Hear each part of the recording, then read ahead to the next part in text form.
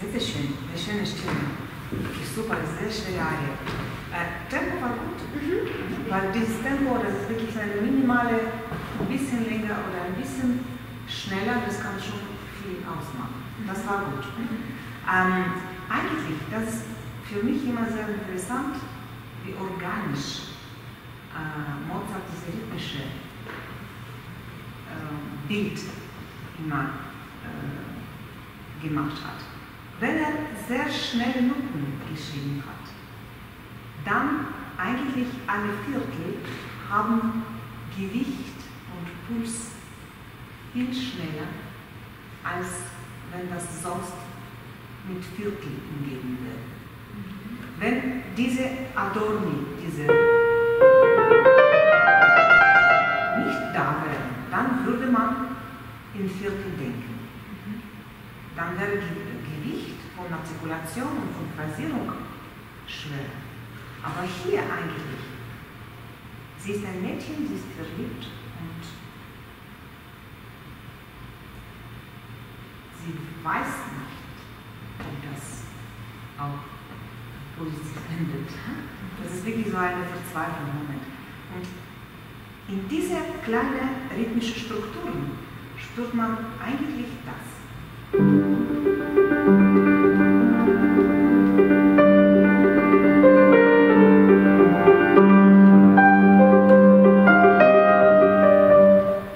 Fühlt man ein bisschen anders. Wenn man diese Hauptbeat als Viertel definiert, das wird total so ein Kyrie-mäßiges Gewicht. Aber ist das nicht. Und eigentlich, das ist ziemlich riskant.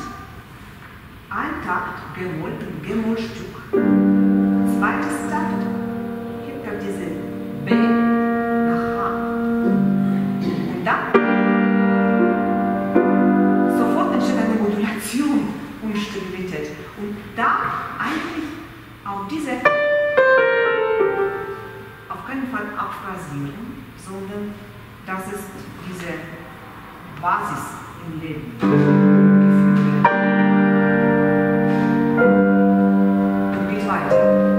Dann würde ich ganz einfach weiterführen.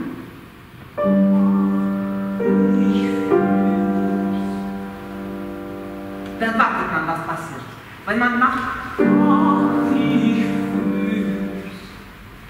Stückchen ist beendet. Es ist verschwunden. Aber Text ist, wenn man Schauspieler wäre, dann wäre, ach, ich fühle es ist verschwunden, endlich mein ganzes Glück. Und dann so wiederholt er. Und dann eigentlich 1, 2, 3, 4, 5, 6, 7. Eigentlich das ist fast 8-taktige Phrase. Versuchen wir das. Und hier, das ist, okay, vielleicht sage ich jetzt totale Blasphemie, aber als Russin darf ich. Auf Deutsch, das war immer ein Traum von Mozart und von Wagner. Okay, Mozart ist ein bisschen anders, weil er in der italienischen Zeit auf Deutsch etwas geschrieben hat. Wagner wollte eine italienische Oper schreiben und hat geschrieben. Wenn man das alles analysiert, hat er eigenen Text gemacht, genau mit Vokalausgleich, wirklich auf italienische Art und Weise, mit deutschem Text. Und hier ist auch so. Phonetik ist perfekt, aber diese Vokale, sie geben Leben, ne? Sie atmen. Ach, ich fühl's, es ist verschwunden. Das ist wie eine Art Kette. Die Perlen sind Konsonanten, aber diese Schnur da drin sind Vokale.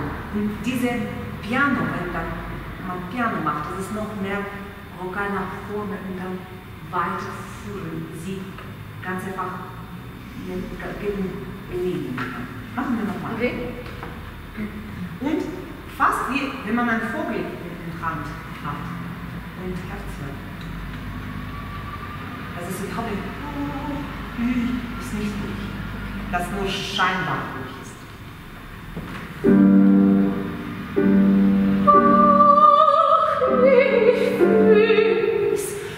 Is verschwunden.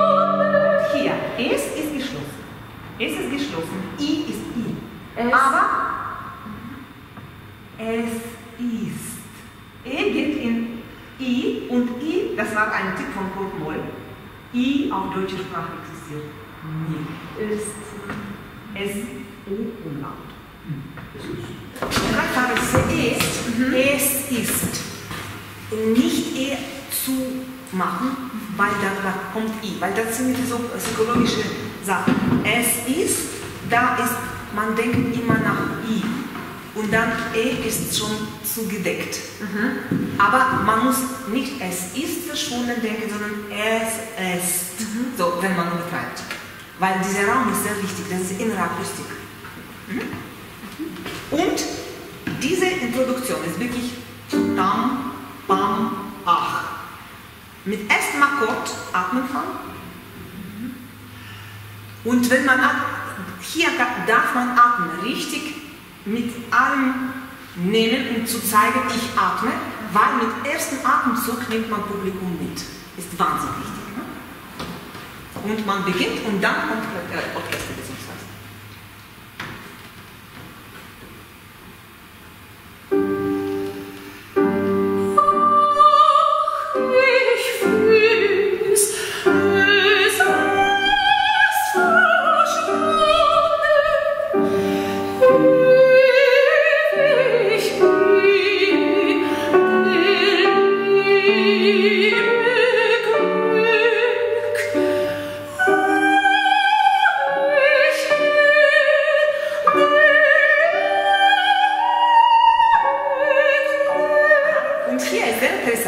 Hier, verschwunden, am Ende kann man nehmen, alle Italienisch und nach vorne.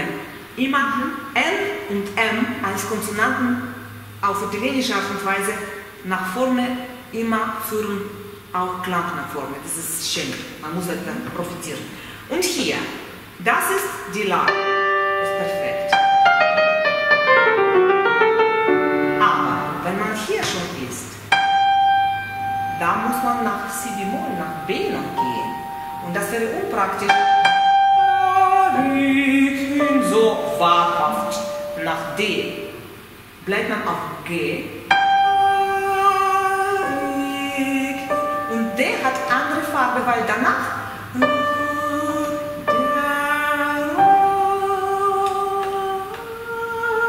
und man übt zu Hause mit Schleife. Schleife. Ja, das ist ein anderer Tipp von unserer Kammersängerin Helen Krohn. Sie hat das einmal einer Studentin das Rat gegeben. Ich war begeistert. Als Übung. Und man spürte diese G in B verwandelt, bequem. Und danach man, klar, Schleife weg, ist absolut richtig. Und sogar besser wäre die Phrase als Übung von hier beginnen. Um zu finden, wo diese Farbe von D ist. Weil man vorbereitet diese B von D. Und das ist viel schwieriger. Machen wir jetzt eine Übung. So eine Art Krebs. Ja. Bequem, bequem.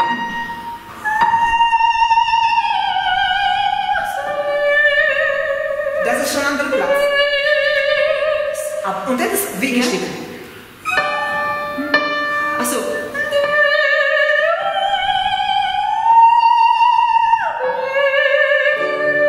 diese B nicht vorbereiten, weil da sofort beginnt man von unten. Hauptsache, das ist von diese ewig.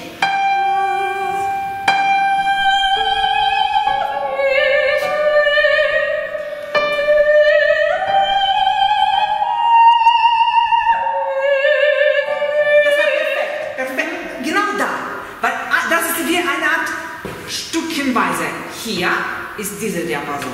Da kommt B. Dann nimmst du sofort ganz andere und Glück nicht lange sitzen. Und das ist jetzt der Computersystem Loops nach oben.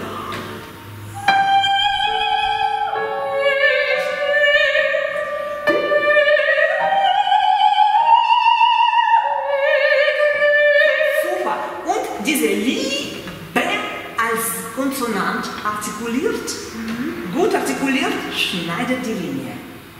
B muss dazwischen sein. Zu Hause ohne B üben und dann B ist nur fast wie markiert vorne. Nicht Liebe. Eher so betreibe ich. Ne? Machen wir mal ewig.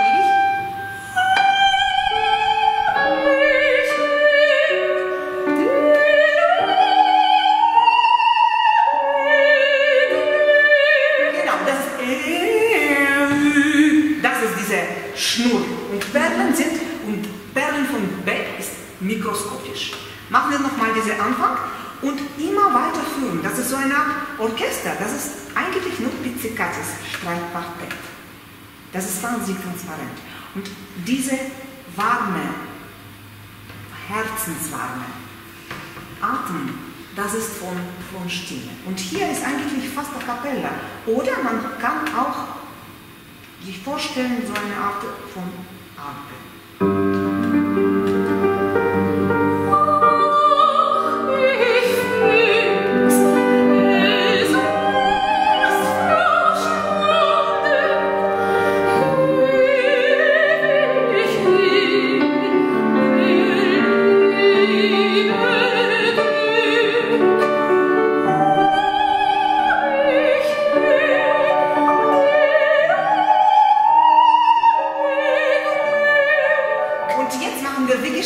Aber diese Atmen, diese Wellen, das ist dann, eigentlich das ist Pietà. Ja? Das ist die seufzen und weinen und total warm und Orchester macht Herz.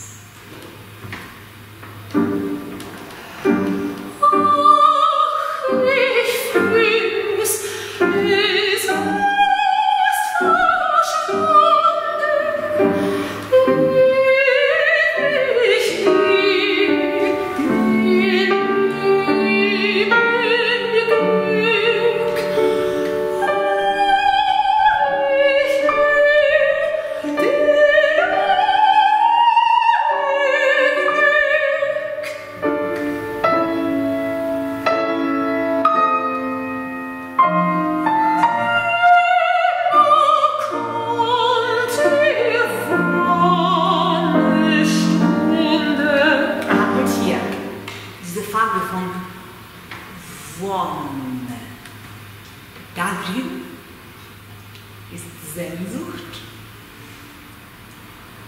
Das ist diese verlorene Wonnenstunde. Und das ist diese Sehnsucht, diese Wonne. Das ist fast wie doppelte W auf Italienisch.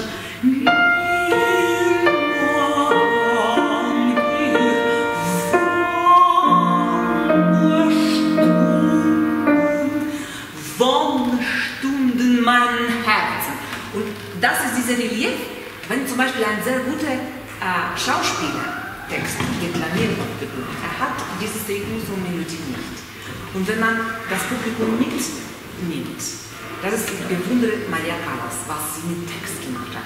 Man braucht kein Deutsch zu verstehen. Das ist niemand Wonnenstunden meinem Herzen mehr zurück. Wenn man als Schauspieler macht, das ist diese Mikrorelief von Dynamik da. Und hier steht keine Dynamik. Orchester ist Piano, Streitquartett. Aber diese Dynamik da drin, das ist lebendig, dass jede Note passiert etwas. Ja? Und dann, das ist nach vorne führend. Machen wir nochmal diese plötzliche Licht mit Dominanzseptakkord von für B-Dur. No? Und dann auch wahnsinnig riskant. A-Dur. Das war, wir waren eigentlich in G-Moll, dominant. Dann doppelte Dominante, Mi-Bikar und Cis. Und dann plötzlich die Welle.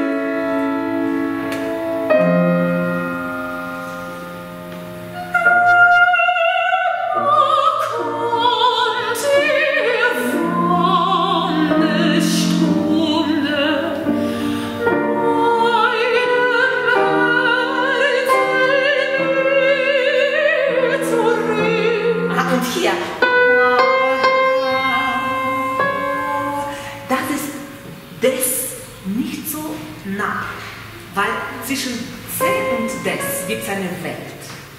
Und das ist Herzensstich. Das ist diese Meister für Zarathustra, no? Das ist geschliffen. Das ist da hier. Und dann punktiert. Er macht kleine Sekunde und punktiert. Das ist Wahnsinn, no?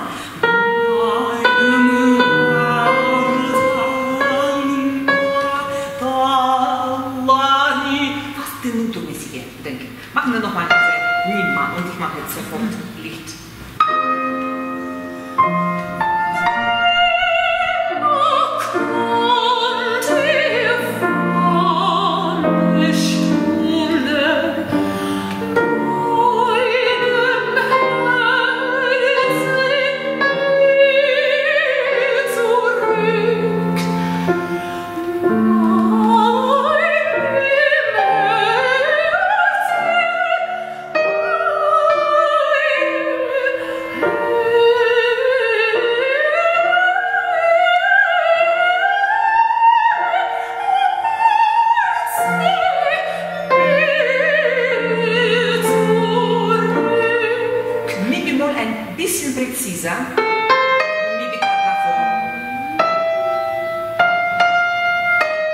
Und hier, das ist eine Skulptur.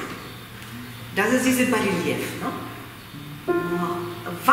Warum schreibt er plötzlich hier diese Adorni? Davor war alles so Viertel, Achtel, Achtel, Viertel und dann plötzlich kommen die Sechzehntel. Und dazu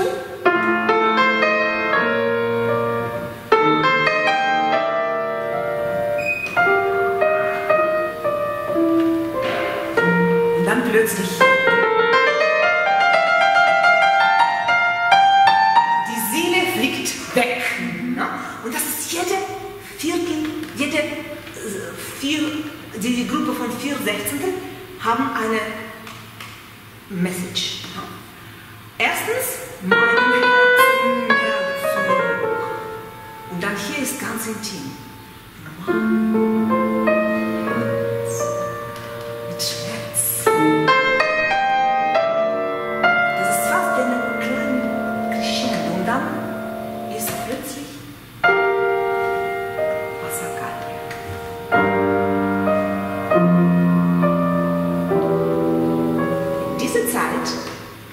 Kodierte Motiven, das kommt noch vom Bach, weil eigentlich wollte der Klavier, man sagt, es kann sein, dass da die Bibel kodiert ist. Chromatismen sind Teufel. Und Schritt nach unten ist Grab. Aber sie ist jung, sie will nicht sterben. Deswegen, sie fliegt weg. Und das ist fast wie ein Vorhang. Muss ich? Nach diese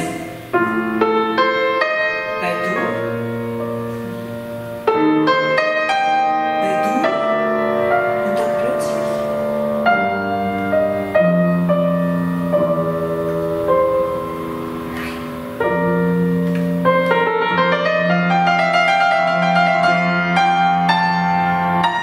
das ist wie die Gipfel, ne? Und das sind Scheiter Staccati in Legato.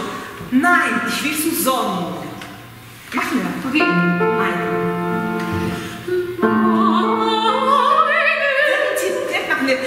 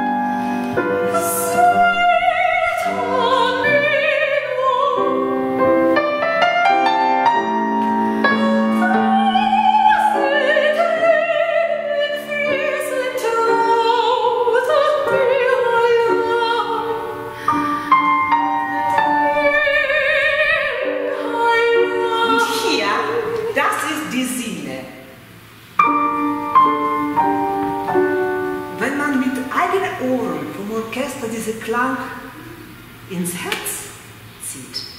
Hört man, dass diese Flaute und Oboe und sagt, wow, eigentlich Flaute, das ist ein helle, ganz naive, pure Klang. Und Oboe ist Sehnsucht. Und dann, sie sind zusammen hier.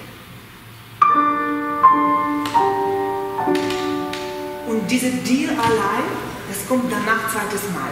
Und das ist ein bisschen anderer Raum. Wenn hier diese Vorbereitung sieht man niemand,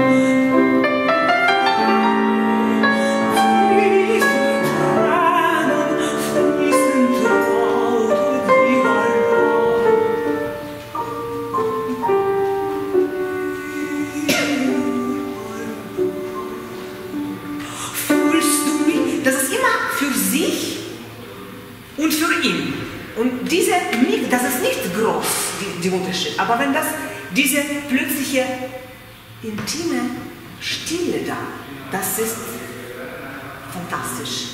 Machen wir Sie Tamino und ich spiele Flaute und Oboe, sie fliegen weg. Ne?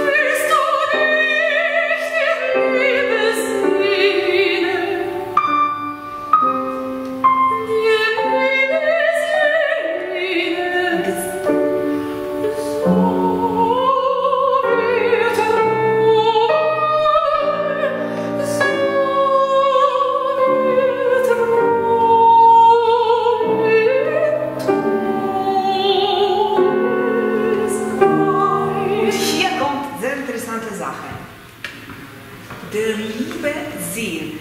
Immer wenn er C geht ins Cis. B geht in. Das ist die Frage.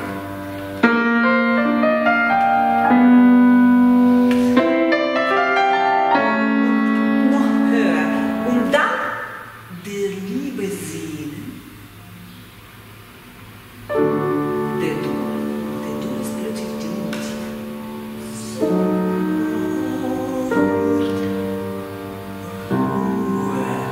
Ruhe ist Zeitende, ist nicht mehr da. Das ist nicht positive Ruhe, ist so diese schwarze Loch. Und dann wird I, kann nicht so ehrlich sein, phonetisch, weil da ein Platz von dieser Ruhe ist weniger. Und deswegen, dieser U ist eigentlich in O gemeint. So wird Ruhe. Weil dieses schwarze Loch und Ruhe, wenn das eine kuschelige Ruhe wäre, so Schumann-Lied, das wäre U, anderer Raum. Hier, das ist eine katastrophale, schwarze Ruhe, das sind sie nicht. Und dann wird auf keinen Fall phonetisch richtig, sondern absolut, und das ist nur ein Achtel und das ist übergehen.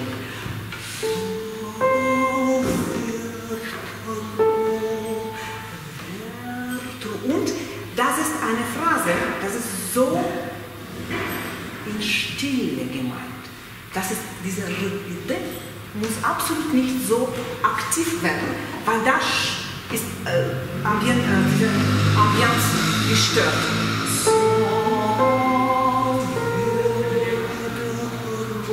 Dieser ist fast meditativ, die Vokale verbunden. Machen wir fühlst du nicht?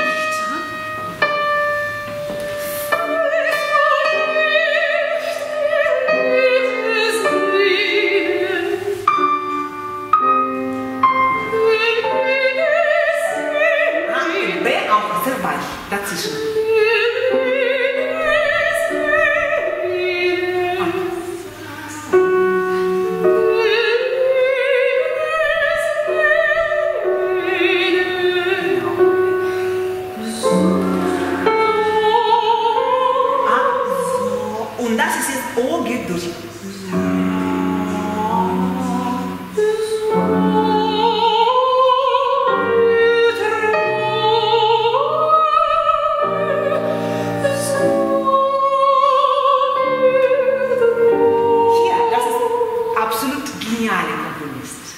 Er macht Ruhe in 6 Achtel.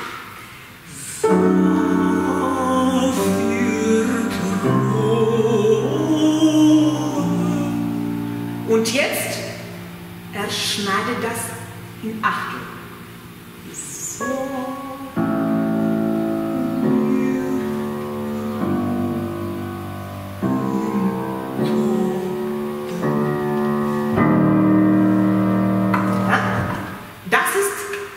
Jedes Mal, so wird Ruhe, so wird Ruhe. Nicht zweimal wiederholen. Das ist eine Ruhe. So. Und jetzt kommt Tode. Und das ist Vorbereitung vom Schrecklichen. Pum, pum, pum. Diese Herz.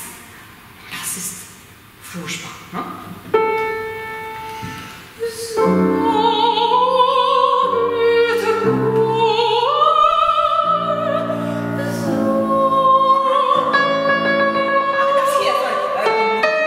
Das ist nicht weit weg, weil da ist noch da. Nochmal.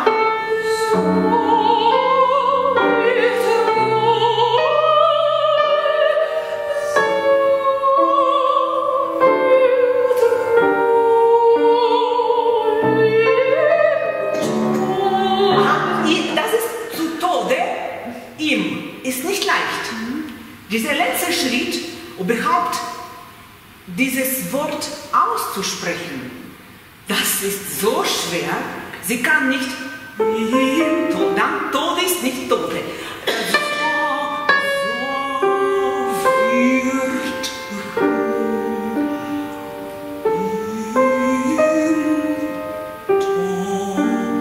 Mach nochmal so mit Ruhe.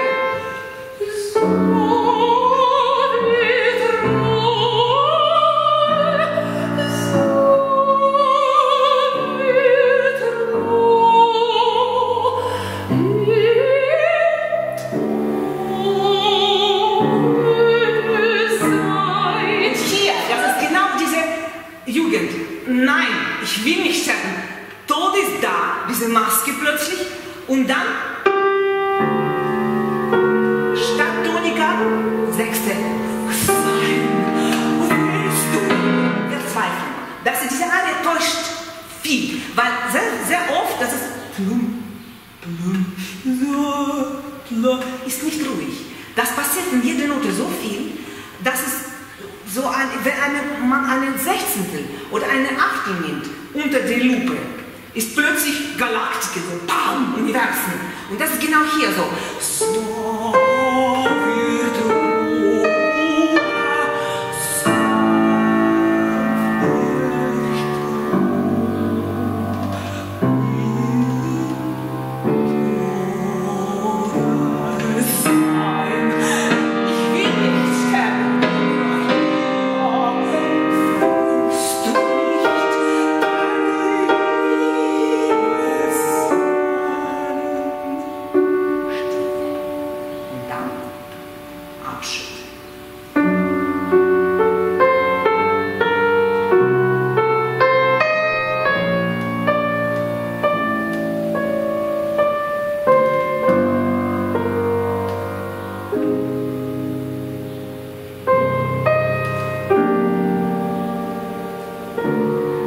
machen wir nochmal diese so.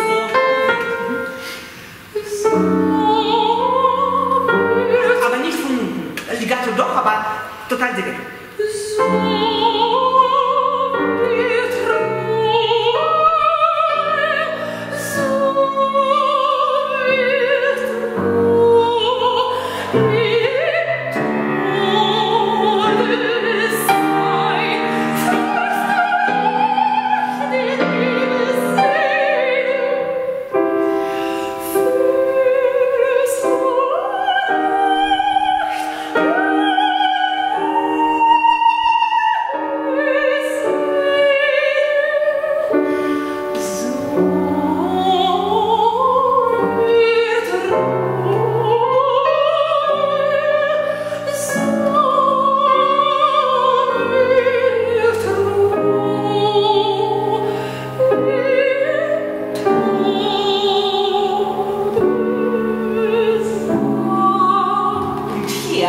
diese Bass muss man unbedingt hören, weil deine Arie ist zu ähnlich.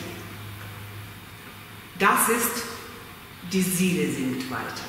Und hier kommt statt Tonika. Das ist wirklich, wenn man denkt, wann er gelebt hat. Das ist Wahnsinn.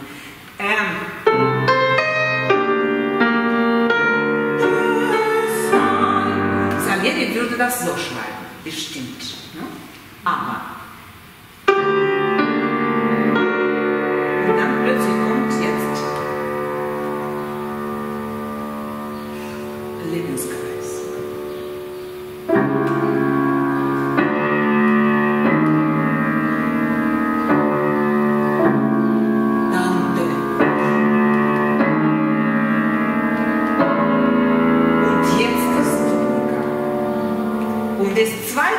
Später, diese dunkle Vorahnung, diese schwarze Ruhe, nochmal wieder im Kopf. Machen wir nochmal von dieser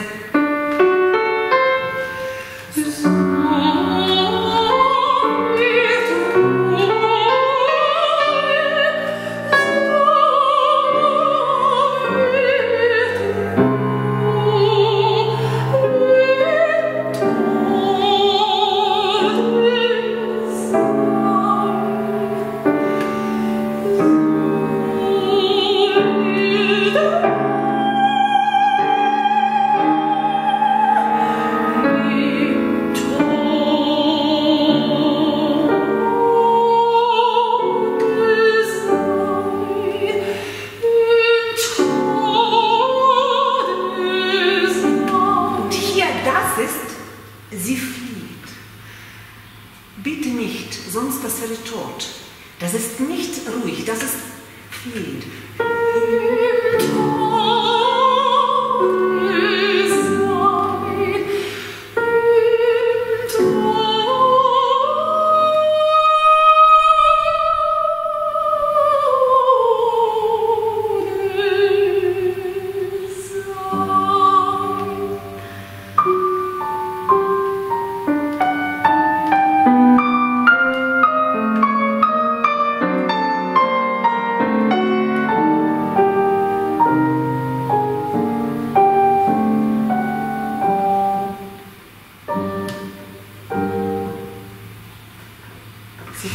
Das ist eine Mini-Oper. Diese Arie, wenn ich nicht weine, das ist schon wieder geschafft. Das ist genial. Mozart ist für mich wirklich in einem Takt ist eine Welt. Und wenn man alles dekodiert, das ist diese, warum hat er das so geschrieben? Auch harmonisch. Das ist nie Tonika, Dominanta, Tonika, Subdominanta, Dominanta, Tonika, sondern immer passiert etwas, wie hier.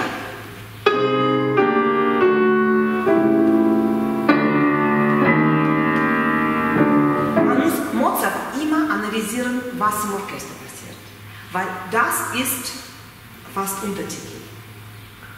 Und hilft wahnsinnig viel in Linie. Weil die Texte von ihm ist sehr oft wiederholt. Wiederholt und wiederholt. Aber ist nie wiederholt ganz einfach automatisch. Oder das ganz einfach einen anderen Text nicht falsch. Sondern er nimmt eine Phrase und Licht ständig ist anders und die Interpretation von dieser Phrase ist anders und er geht in die Tiefe. Das ist wirklich erstaunlich. Wir waren mit meinem Sohn auf einem Konzert, weil ich habe gesagt, okay, interessant, Requiem von Mozart und Requiem von Salieri. In einem Konzert. Das war die St. Nikolauskirche, der Kinderchor. Da habe ich gesagt, okay, das ist interessant, Kinderchor und Mozart, ich liebe, das ist für mich Mozart und Puschkin. Das ist genau das Gleiche. Und das war für mich wirklich eine erstaunliche Erfahrung. Salieri, ich habe diese Requiem von Salieri nie in meinem Leben gehört. Okay, Mozart Requiem, man kennt auswendig, ist schon klar. Aber man sitzt da, hört Requiem von Salieri und denkt, schöne Musik, wow, super, eigentlich, er war sehr berühmt in dieser Zeit, ich verstehe das absolut. So harmonisch, so toll gemacht, so Handwerk, wow, Melodien, unterschätzte Komponist. Und erste Klang von Mozart Requiem, pack, pack. Und sie sagt, was? Das ist nicht von hier, das ist ein Genie, das ist nicht Handwerk oder so, das ist ganz bam, ne? Wie kann man das machen? Und dann habe ich geheult, wie Verrückte, weil diese erste Klang von Requiem, das kann man nicht komponieren. Man kann das nur hören, drin hören und dann, wie im Figaro-Haus in Wien. Ne? Ich war da und Skizzen. Sind das Skizzen auf der Wand, Figaro, Haus des Figaro? Oder ist schon fertige Sache? Und dann die Git hat gesagt, der Git, nein, das ist Skizzen von Mozart. Skizzen ist gar kein Fehler. Nix. Ganz einfach so, wie schnell wie möglich alles schreiben, was man hört. Wie das Figaro, das ist genial, absolut. Und das ist diese Tiefe, das ist eine Seelenbereicherung. Das ist fantastisch. Wenn in diese Richtung noch ein bisschen verschaffen und das ist, weil man kann nicht technisch oder intonationmäßig aparte von diesem Reichtum. Jetzt hole ich was. Super, sehr, sehr schön. Ja, danke schön. Danke für diese Arie, weil das ist eine Lieblingsarie überhaupt in dieser. Danke schön. Bravo, danke. Ja, vielen Dank. Bravo. Ganz toll, also auch wirklich toll, so diesen Arbeitsprozess mitzuerleben und wirklich diese diese Feinstrukturen, die Sie dann herausarbeiten. Wollen Sie gleich und dass wir dann noch so zu dritt eine Gesprächsrunde machen vielleicht? Ja?